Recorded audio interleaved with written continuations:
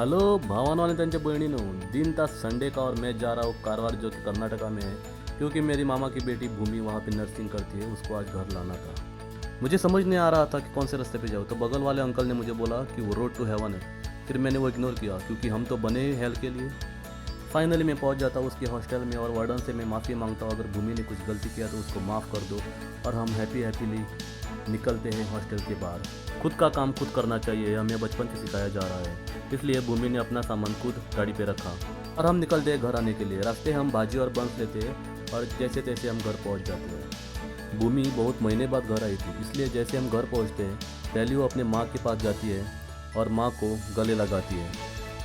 भूमि का खुश होना इतने तक ही सीमित था क्योंकि आज हमें बहुत काम था।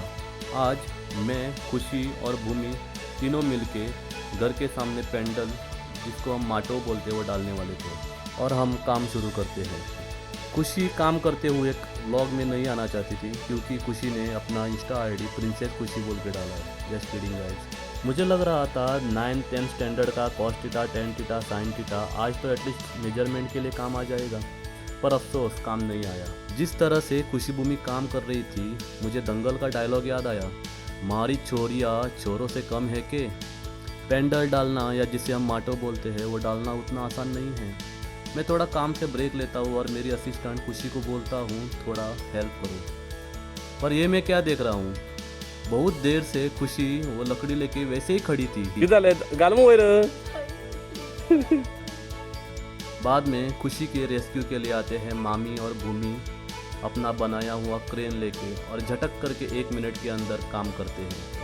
हम धूप के कारण बहुत टायर्ड हो गए थे, पर किसी महान आदमी ने कहा है या औरत ने, शायद मुझे मालूम नहीं किसने कहा है, कल का काम आज करो और आज का काम अब करो। तो हमने ठान ली आज काम ख़त्म ही करके रहेंगे। फाउंडेशन का काम तो हो गया था, अभी काम बाकी था रूफिंग का, और मैंने एक एक करके सब रूफिंग कंप्लीट किया।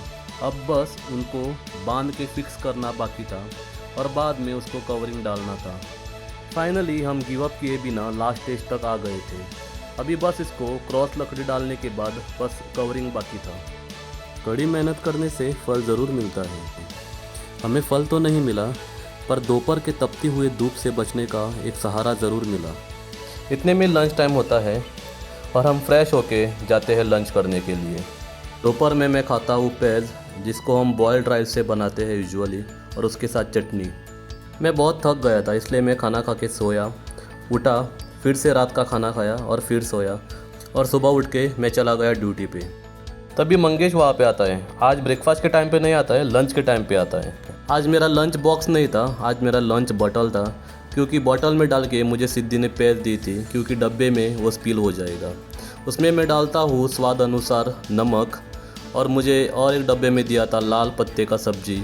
ड्यूटी ख़त्म होते ही मैं जाता हूँ शैलेश के गाड़ी पे और चाय पीता हूँ और घर आता हूँ। घर आने के बाद फ्रेश होके मैं निकलता हूँ मड़गांव के लिए, क्योंकि आज मेरी फ्रेंड फे ने हमें, मतलब मुझे, धनश्री और कौनसी को बुलाया था एक फंक्शन पे।